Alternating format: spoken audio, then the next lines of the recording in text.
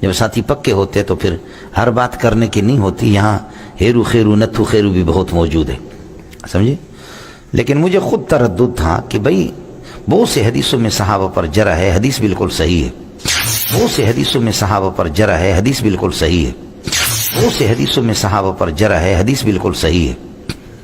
لیکن ایک ہی بات حضرت اقدس شیخ العرب ولجم حسین مدنی کی بہت پیاری بات ہے، اس سے میرے دل کو تسلی ہے اور آپ بھی اس میں تسلی رکھیں۔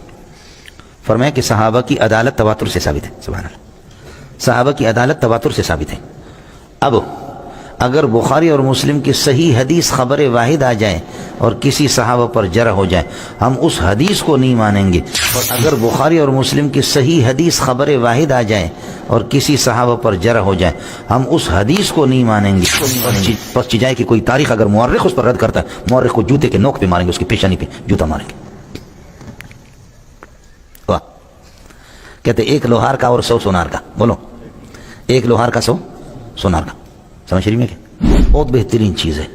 بخاری اور مسلم کی صحیح روایت بھی اس تواتر کے، اس لیے کہ وہ خبر واحد ہوگی، خبر واحد تواتر کے مقابلے میں قابل قبول نہیں ہے۔ کوئی بخاری اور مسلم کی صحیح روایت بھی اس تواتر کے، اس لیے کہ وہ خبر واحد ہوگی، خبر واحد تواتر کے مقابلے میں قابل قبول نہیں ہے۔ بس کوئی مؤرخ اگر جرح کرتا ہے، سمجھے، ابن جریر ہے یا فلاں واقدی ہے، ابن قتیبہ ہے، سمجھے، اور اس قسم کے لوگ، اس کو تو کہتے جوتے کے نوک پہ ماریں گے، اس کو ہم کیا کریں گے؟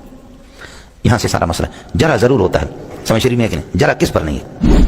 اس لیے صحابہ کی عدالت تواتر سے ثابت ہے یہ، لہذا وہ کسے باشد بھی ہو، سمجھے۔ میں ایران گیا، ان حضرات کے ہاں صحابہ مجروح ہے، لیکن کتابوں میں بہت جرحیں مل جاتی ہے، پورے صحاح ستہ میں سخت جرحیں ہیں، جرحیں مل جاتی ہے، پورے صحاح ستہ میں سخت جرحیں ہیں۔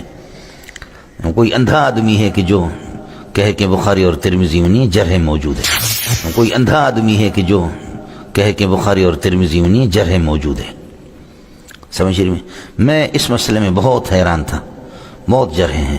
میں ان کتابوں کے حوالے بھی آپ کو نہیں دینا۔